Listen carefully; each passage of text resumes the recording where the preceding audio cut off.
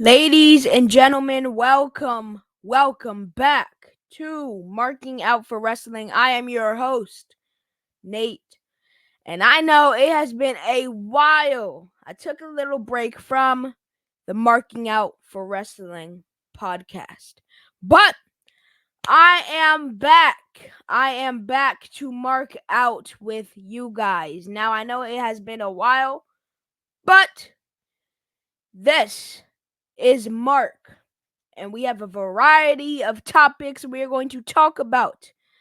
However, the first topic we are going to talk about is, let me go to the picture, but this picture right here. I saw this on X, and it says the corporate dispute. Imagine this: The Rock and Triple H. Now, I'm a little upset at the WWE because this was supposed to been get done, or this should have been gotten done when The Rock took his place at the head of the board. They showed these little sneak peeks with The Rock and Triple H face to face. The Rock saying that nobody could stop him. Not a head of creative Triple H could stop him. Triple H coming out the next week saying, assuring his authority, coming out with Adam Pearce, coming out with Nick Aldis. I mean, come on. This should have been happened. I mean, I get it. I guess they were building up towards WrestleMania, and I think this is like a whole different situation where The Rock has his own team. I know Triple H cannot wrestle, so I would have, Triple H build up his team. The Rock build up his own team. I know he could wrestle. However, I don't think that would be so fair, like to have The Rock, the leader of his own team, have him wrestling when Triple H isn't even wrestling as the leader of his own team. However, I think this should have happened. Or it should get its own storyline at least. Because there were so many times in the WWE where they could have took advantage of something that happened in real life. But they didn't. CM Punk returned. You shouldn't have had him, all buddies with Triple H. When he first signed. You should have had him, going in and mad at Triple H. That was the perfect time. The Rock was taking Cody Rhodes' spot. When CM Punk left, The Rock was taking his spot. The Rock was taking CM Punk's spot. So CM Punk could have came back and said, "Oh, look, nothing has changed around here.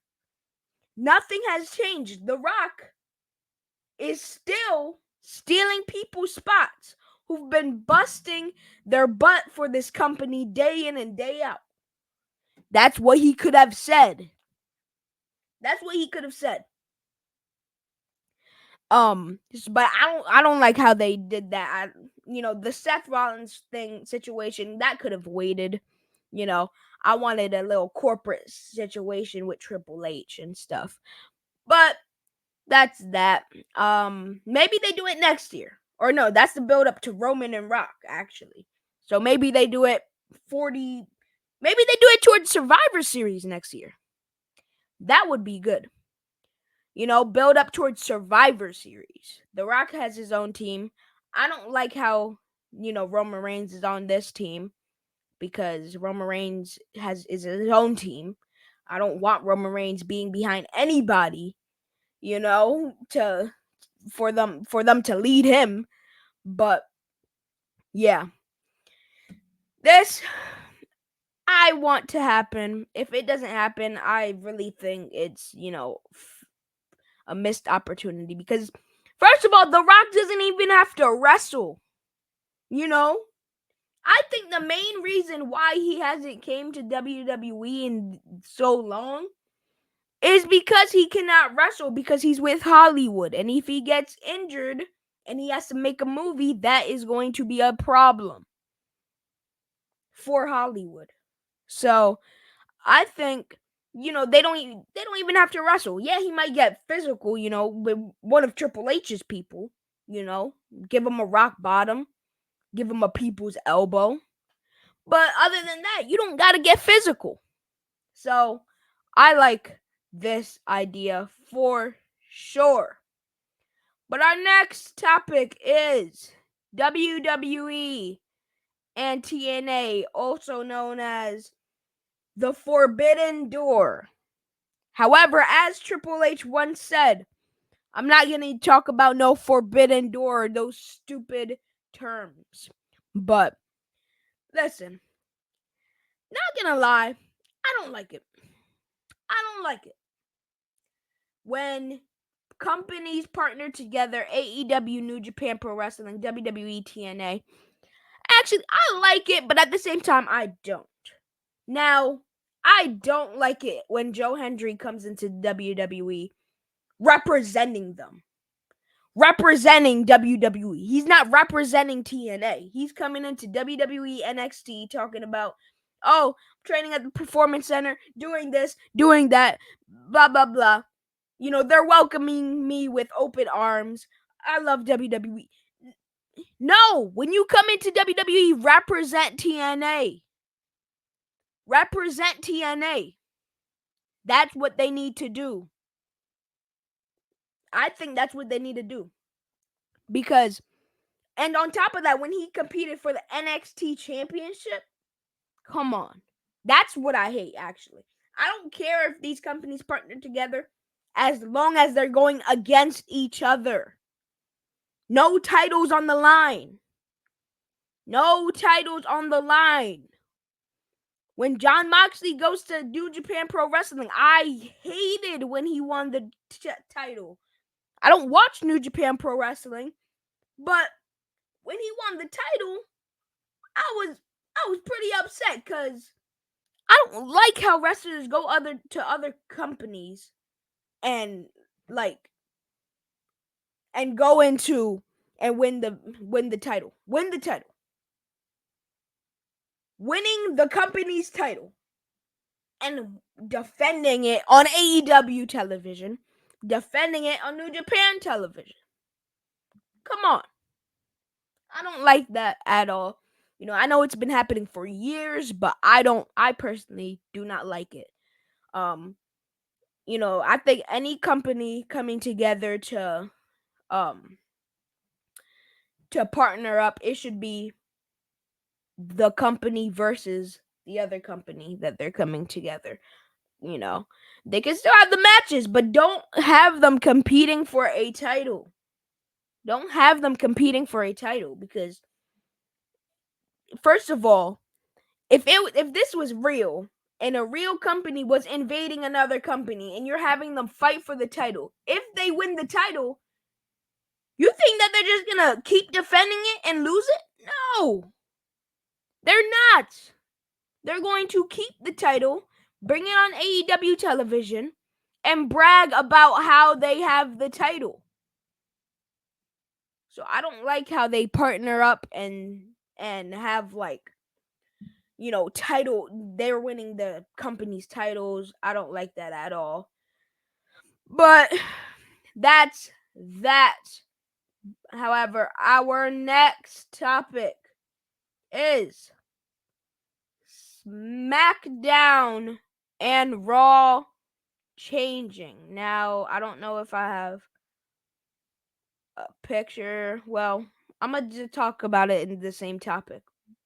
But let me put this picture up then. First of all, let me talk about this one then, since I have it on here. Right here, this picture, it says, "This Raw stage sucks." Now, what do I think about this Raw stage? I like it. I don't know. I like it. It's not the most creative way, But it's just a Raw and SmackDown. It's Raw and SmackDown.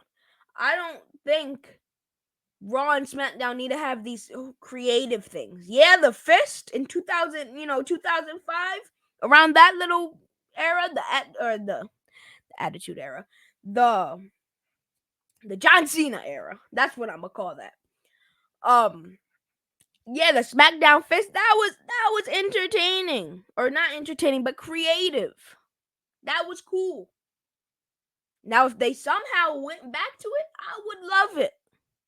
But for here, I don't have a problem with it. I don't think it sucks. I think just having a big screen, it's okay.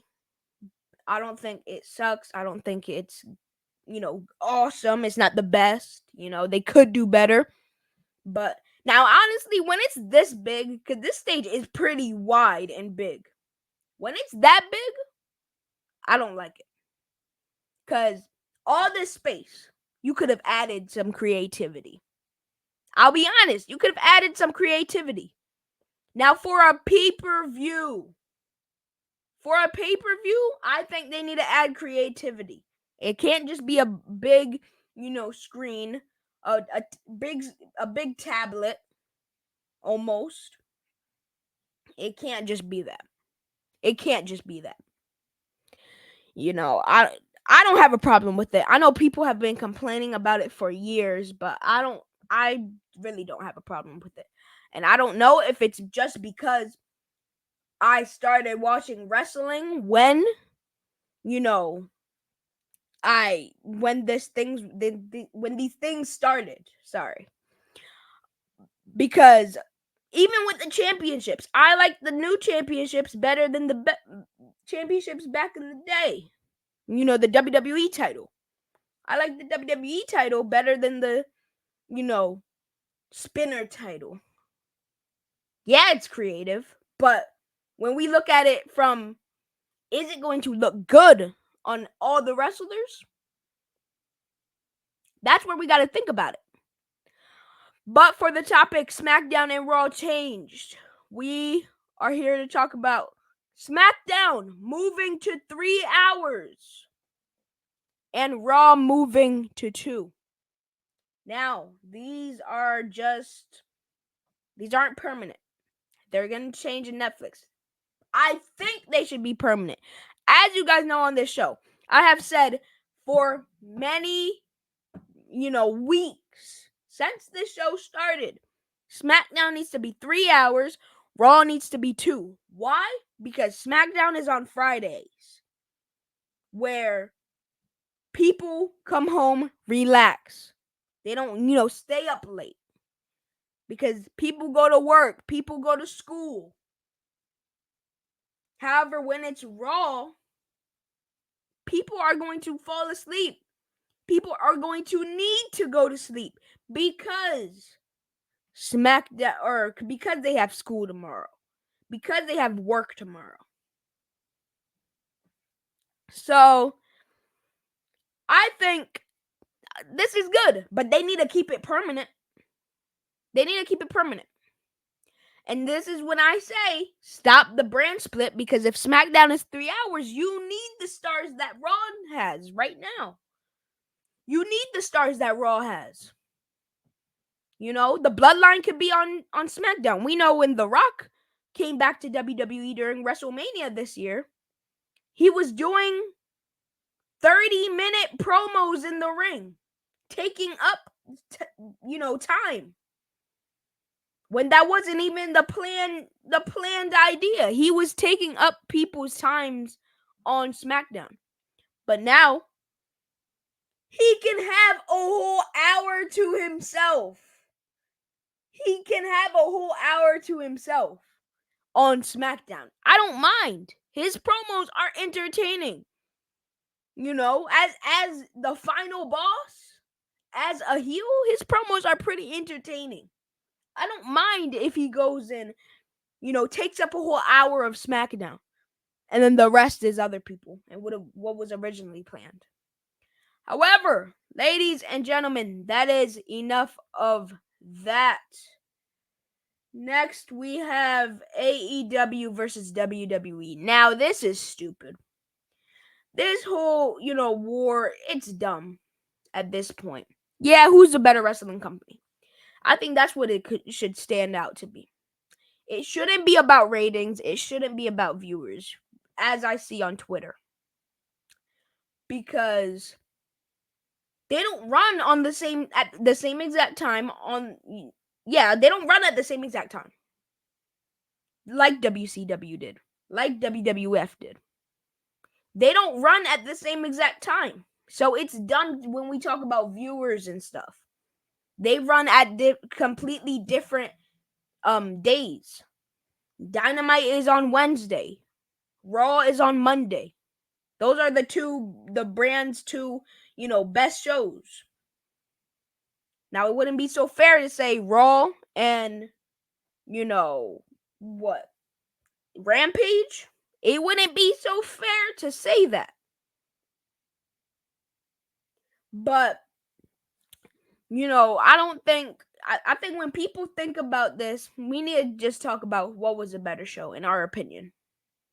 I don't think we need to talk about viewers, ratings, none of that, because even with ratings, I saw an AEW fan the other day saying the ratings were good on AE or were better than WWE than on AEW by like 30% or 80%. But that is because there were 5 people who rated the show for WWE. And there was like 200 people that rated the show for AEW. So, how is that fair?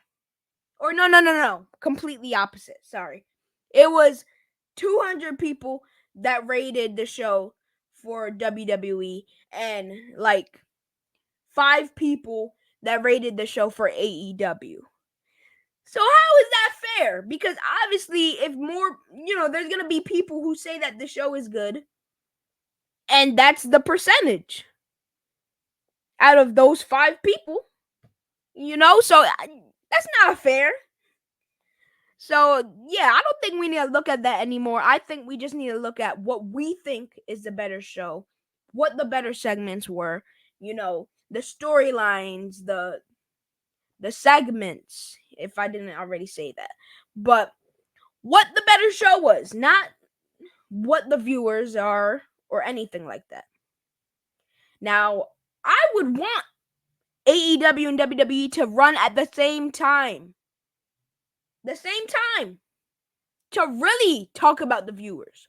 Who would watch Raw versus who would watch SmackDown or AEW? Who would watch that? That's when we could talk about the viewers.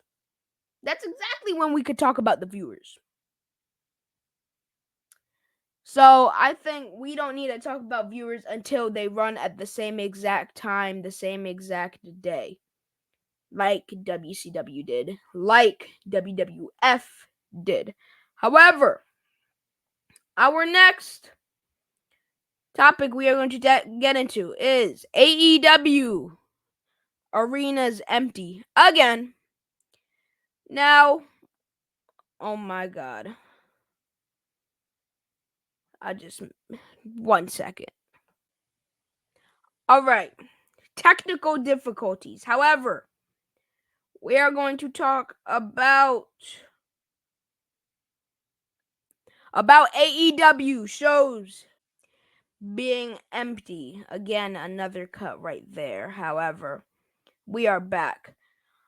So, look at this right here. Now, this is a daily topic here on Marking Out for Wrestling about the shows being empty. And at this point, we're going to stop. Look. So, this person right here says, shut up. We do this every single week when this person shares an empty arena. Yeah, we should just stop at this point. You guys know me, my biasness towards WWE. I don't like AEW. I'm a WWE lifer. But yeah, I think we did just stop. Because they don't get people at their shows, They don't. I mean, their normal shows, their Dynamite and, Rampage, Collision, they don't get people at their shows. So I think we need to just stop with this because we're just going to keep talking about the same thing every week. We need to talk about something new.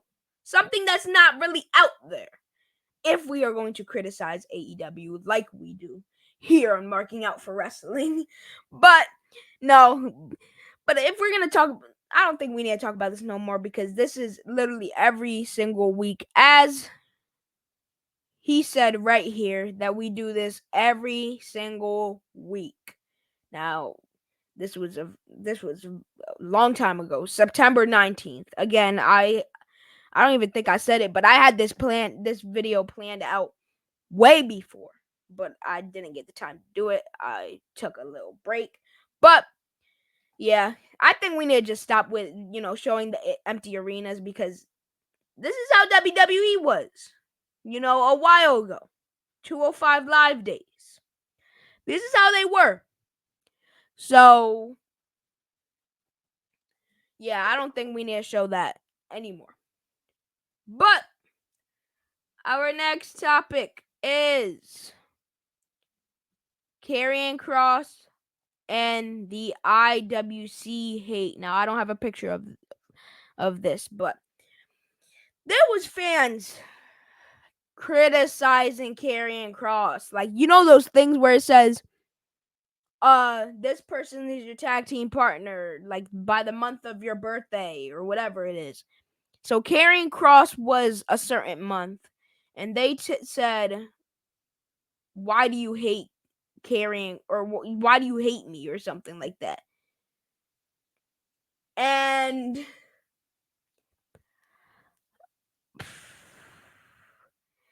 because it was Karrion Kross their month. And I don't get it. What is wrong with Karrion Kross? What is wrong with him? I like Karrion Kross. The booking is not good at all. I'll be honest. The booking, we need to work on that. Triple H, we need to work on that. I'll go writing in the booking room in WWE, the headquarters, whatever you need me to do. But the booking isn't so good. So I'll help you, just hit me up here on Marking Out for Wrestling. Just hit me up and we'll work on that. But other than that, Karrion Kross, they said that he sucks. How does he suck? I don't think he sucks. I think he's pretty good if he's booked right. The booking, yes, again, it's not good. But if he's booked right, people were literally saying in NXT he was good. But now all of a sudden they changed on him. What else were they saying? A couple weeks ago when he cut that promo, he cut a promo on Xavier Woods and Kofi Kingston. He cut that promo and people were saying that he could cut a promo as if it was surprising. We knew he could cut a promo. We've always knew this. I don't get how people didn't know this. But come on. Give Karrion Kross some respect that he deserves. Because if he's booked right, change his name. Change his name to his name that he has when he goes to wrestle for the Indies. Killer Kross.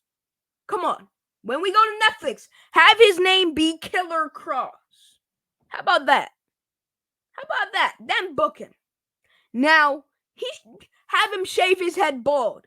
Just like he did in NXT. Have him shave his head bald.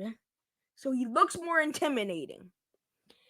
But, yeah, I don't like this hate at all for him. Because, come on.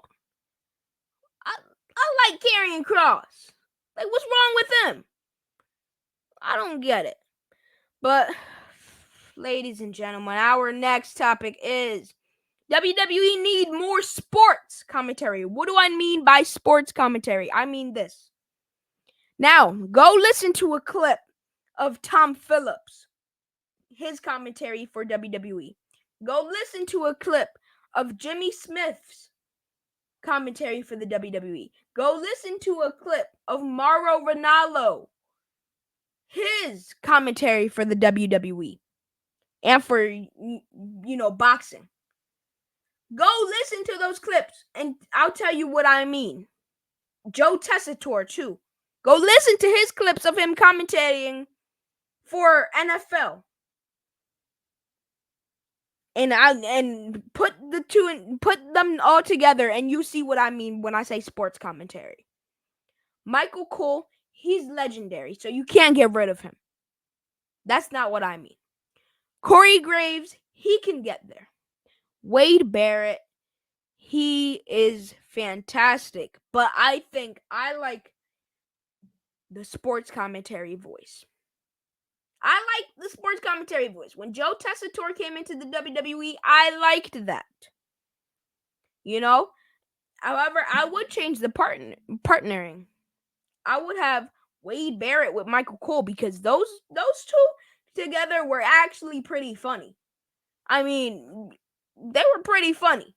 I know Joe and Wade both have chemistry together, since Joe Tessitore came into the WWE and started commentating for the WWE.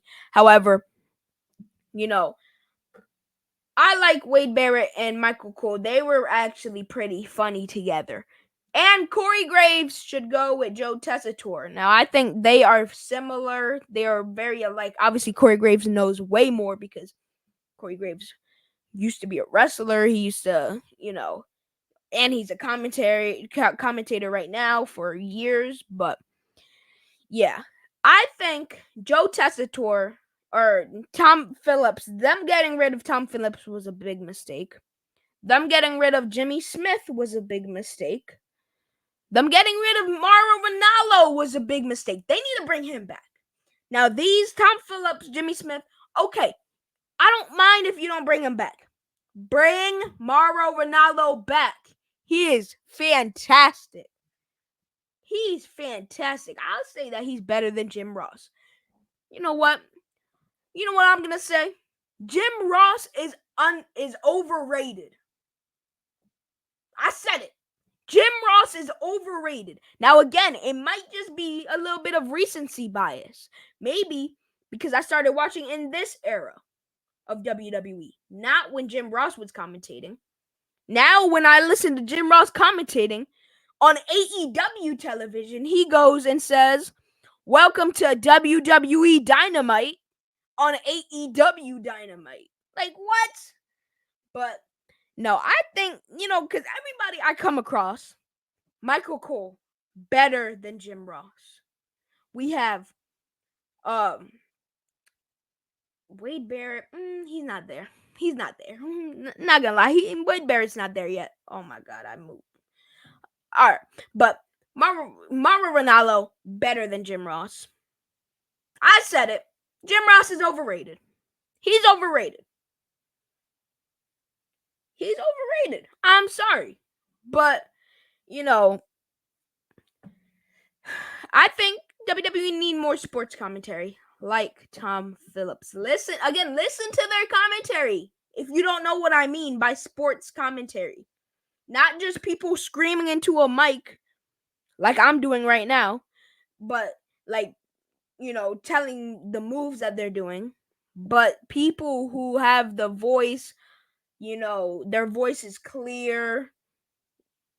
You don't hear you don't hear every single syllable that they're saying, just like I'm probably doing right now. But some sports commentary, Mauro Ranallo, they need to bring him back. Give him all the money in the world. I don't care. I know he's not an in-ring talent, but give him all the money in the world for him to come back. Please, they need to do that. But ladies and gentlemen, our next topic here on Marking Out for Wrestling, we have, where is this at? Okay, hot takes. Now, these aren't my hot takes, but these are somebody on X They're hot takes. However, before we get into that, actually, we are going to talk about this. Miro requested his release from AEW. Now, he requested his release from AEW. Release him, Tony. He's probably not, because he thinks that Miro is going to go to WWE. Would I like to see Miro in WWE? Nah. My interest level is probably a 6 out of 10. Not so much, but I wouldn't mind. But I think WWE have way too much talent for him to be in the WWE. They have way too much talent for him to be in the WWE. So, I think they need to just move on from Miro, not gonna lie. Actually, he could. I'll give him the championship, man, because he was pretty good in WWE. I'll be honest. He had the crowd in his hands, just like Jey Uso today, just like LA Knight, Rusev Day. Oh my God, his entrance at WrestleMania, bro. What? And you didn't see nothing in him? Come on. If Vince didn't see anything in him after that entrance at WrestleMania, it's crazy. It's actually crazy. Even I know that it wasn't so good, but Bobby Lashley, the whole storyline with Bobby Lashley, everybody was behind Rusev. Everybody was behind him. But as a normal AEW fan would do, they once liked Rusev. But now that he doesn't want to be in AEW, they don't like him no more.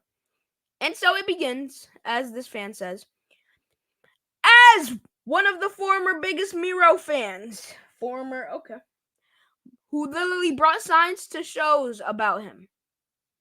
F Miro. Dude never once became a team player, and nothing of value is being lost. So how is he a fan to begin with? Because he never became a team player, and he has no value. How were you a fan of him? If one of my favorite wrestlers is not a team player, never was, never is, and doesn't have any value, he's not gonna be. I'm not gonna be a fan of him. So what do you mean as one of the biggest Miro fans? Now I don't know if he used to actually be a fan of Miro, because maybe he's trying to, I'm not biased because I used to like him. That's what people do these days, but I don't get it. Why? Why do you got to do that? Just because he doesn't want to be in AEW no more? Are you serious? Because he doesn't want to be in a company anymore? That's actually sick. But our next topic, this was supposed to be a whole different topic, but we ended up putting it with this. But hot takes. We are scrolling past the things we already talked about. However, right here, first person says Shawn Michaels is overrated. What? Now this is getting me mad, because you guys, come on. In an episode, I have said multiple times, Shawn Michaels is my favorite wrestler of all time. Number 1. And that should say something, considering that he was not wrestling in my era. When it's before I was born. He actually retired the year I was born. 2010. So this is gonna get me. What do you mean Shawn Michaels is overrated? What? I don't think he's overrated. When people say, I don't think he's underrated either, actually. But when people talk about who's the best wrestler in the world, they don't even mention Shawn Michaels. And I'm still not saying that he's underrated. People mention Kurt Angle. People mention Stone Cold Steve Austin. People mention The Rock and John Cena. First of all, no offense, but The Rock and John Cena are not that good of wrestlers. I said it. Now, I don't mean it like, disrespectfully, because when we look at WWE for wrestlers, we're looking at Kurt Angle, the people who haven't gotten that much time, that much shine. Kurt Angle got, shine, but I mean like The Rock shine, John Cena shine, Roman Reigns shine. When we look at those three wrestlers I just named, they know how to wrestle, in the like WWE, but they don't. It's not Kurt Angle wrestling. I'll be honest, it's not Shawn Michaels wrestling. Now that might be a little bit biased towards or from me, but they're not Shawn Michaels wrestling. They're not Kurt Angle wrestling. They're just these big stars who know how to cut amazing promos. They're the best WWE wrestlers of all time. But if I mention the best wrestlers of all time, straight in-ring, in-ring skills, I say that goes to people like Gunther, people like Bryan Danielson, people like Kurt Angle, those people. People like Kenny Omega, people like Will Ospreay, even though I don't like AEW.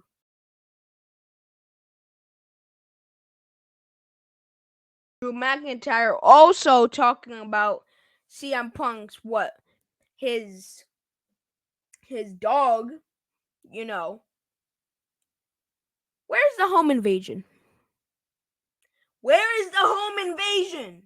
AJ Lee is a former WWE wrestler. You know how many fans would love to see her? Where's the home invasion? Drew McIntyre goes into CM Punk's house. AJ Lee is there. And just beats him up. Where is the home invasion, Triple H? We had this with Triple H and Randy Orton, the home invasion. We had this with Edge and Seth Rollins, the home invasion. Seth Rollins and Edge wasn't even that serious to be a home invasion. Where is this home invasion? All because of a bracelet. Now, this is interesting because fans have said, oh, it's a bracelet, so it's not that good. Like, what? Come on. So, like, at the end of the day, yeah, he has his wife's name on the bracelet, his dog's name on the bracelet, so it's not that serious. It's just a bracelet. But he's talking about them. It's not like he's just wearing the bracelet. He's talking about his wife and his dog. So, come on. But our next topic is Vince McMahon was better for WWE business-wise than Triple H cause whatever. I don't know what he exactly is trying to say, but then then HHH calls I hate all the Prime logos all over the ring and ringside. So he hates all the Prime logos all over the ring and ringside. All of them? I thought there was just one. Now, fans were complaining because when they first revealed it, it was like this colored bottle. It was like red. Yeah, it was like a red bottle. And I don't like that because I feel like if we're looking at a historic moment, I don't want to see, them being laid on a red bottle. Like I like how they did make it. They ended up making it like just a black outline of the Prime bottle, and not the actual, the flavor of the bottle. I like that. So I don't think it's that bad. I mean, where there's only one on the ring, it's not that big. If you like, when we're focused on the wrestling, it's not that big of a deal, and it's not big. Excuse me. It's not like it ruins WWE. Are you gonna stop watching because there's a sponsorship on the ring? On the ring mat? I mean, we watch UFC. They have sponsorships all over the mat, actually. All over.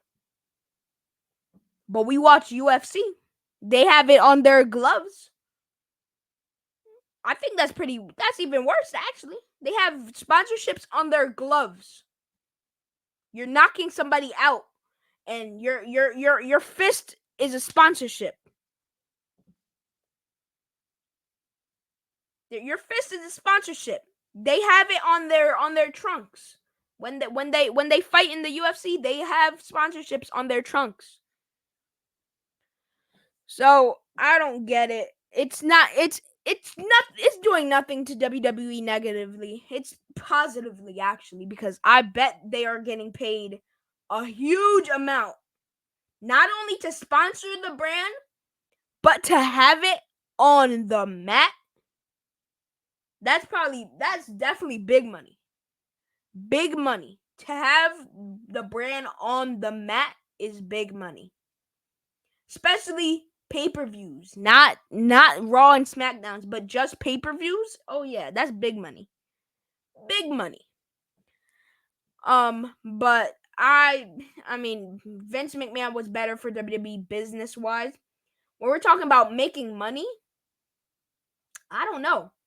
Honestly, I'll be honest, I don't know who's better, because if we think about it from making money wise, Triple H hasn't been in the business long enough to know, or in like WWE as the head of creative, to know about or to make money to compete with Vince McMahon. So obviously Vince McMahon is better right now. But again, Triple H is not making money for the WWE, or he's not in the business. I don't know how to explain this. In the business, financial. He's just creating the stuff. He's the head of creative. This is what people need to understand. Nick Khan is the one making the money for the business. Remember when Nick Khan's first year in the WWE, what happened? His first year in the WWE in 2020, they made $1 billion that year. $1 billion. And that was arguably the worst year of WWE ever from TV. So if we're talking business, backstage, and like what's not showed on TV, come on.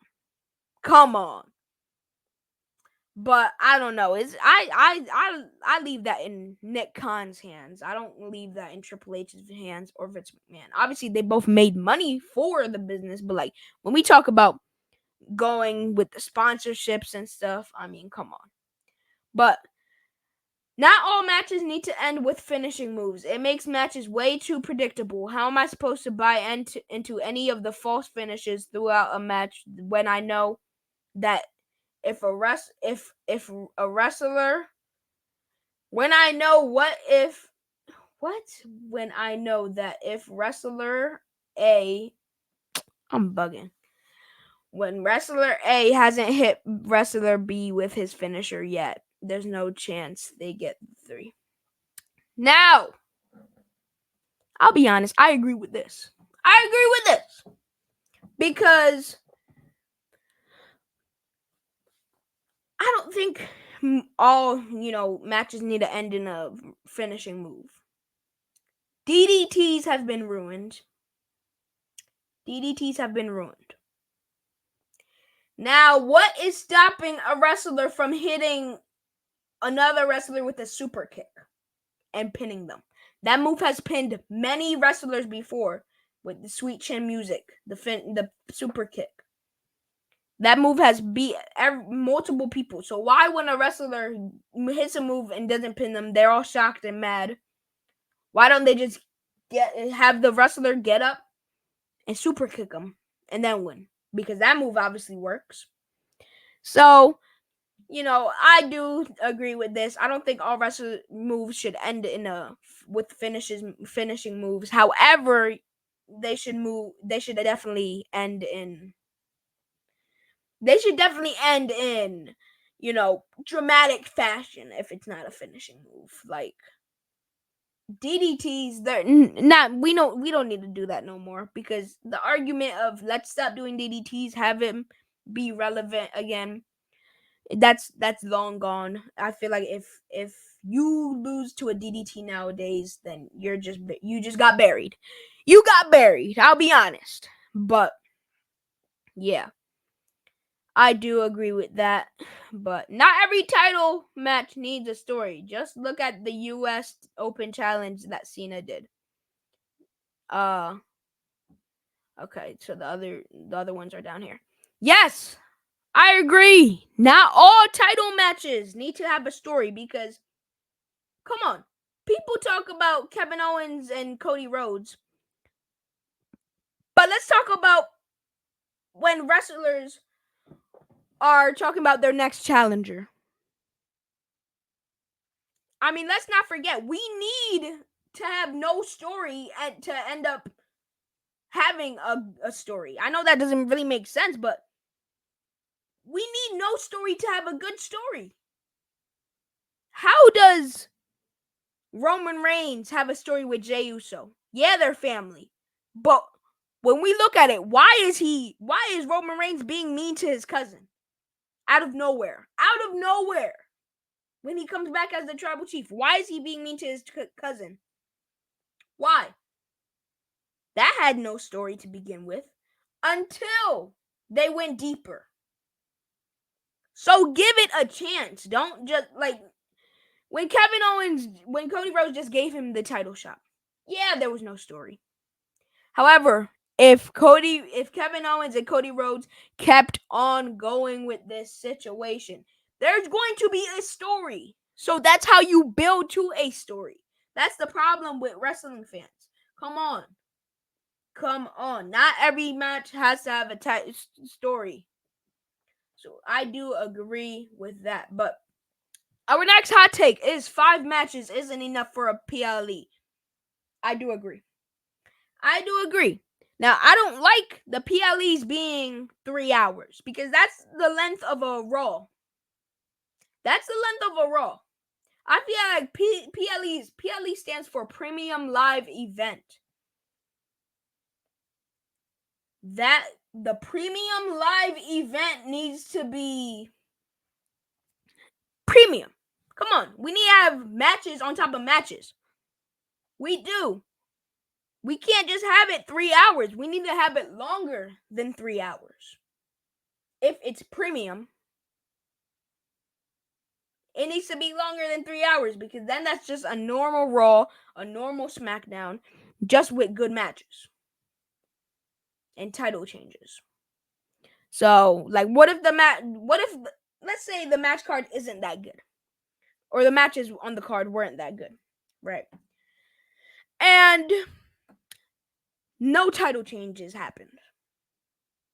It was just 3 hours. I'm gonna be pretty upset, because that was just an episode of Raw I just watched. That was an episode of Raw I just watched. In that case, but yeah, I do agree with that. But our next topic is, oh my gosh, all right. The Rock doesn't deserve another WWE title reign at almost 60 years old. Who's gonna stop him? Who's gonna stop him? Triple H can't stop him. Nick Khan can't stop him. He's at the head of the WWE. He is the boss of the WWE. Who's gonna stop him from going in right now, today? What's today? Today's Sunday. Who's gonna stop him from going to Triple H and saying, "Hey, brother, business is business. I'm going to Monday Night Raw. I'm going to put myself in a match versus Gunther, and I'm going to beat him. Business is business. Respect at the end of the day." Who's going to stop him from saying that? Who's going to stop him? Triple H can't stop him. What happened when he cut 1 hour promos? Not 1 hour, I'm bugging. But 30-minute promos on SmackDown. What happened? Nothing. Because who's going to tell him no? Just like Triple H said in the documentary. Who's going to tell him no? We can't tell him no. He'll fire us. We can't tell him no. You know? But no, jokes aside with that. But I think if he's full time, if he appears long enough, I don't mind. If he appeared as much as he appeared during the build up to WrestleMania, I don't mind. I'll be honest, I don't mind. He wins it one pay-per-view and then shows up those times leading up to another pay-per-view and drops it. I don't mind that. So, saying at almost 60 years old, come on. I think when wrestlers don't deserve a title shot at an old age, it's because they can't wrestle. Or a title reign at an old age, it's because they don't wrestle. When they don't wrestle. Like Goldberg, he cannot wrestle. And you have him lose to people? Come on. Or you have people lose to him. Sorry. Come on. Goldberg cannot wrestle. I probably wrestle better than him. I mean, come on. Wrestling in my living room with my brothers. I probably wrestle better than him. I have better matches than him.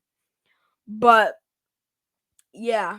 I think he doesn't deserve it. I mean, come on. What are you talking about? It's The Rock. Like, that's when we talk about no story in story, it doesn't matter. It doesn't matter if there's no story when it comes to The Rock. Like, you know how many no story situations The Rock has been in? Why did he show up and slap Austin Theory that one time? He randomly returned. No appearance announced, nothing like that. No rumors. He just randomly returned.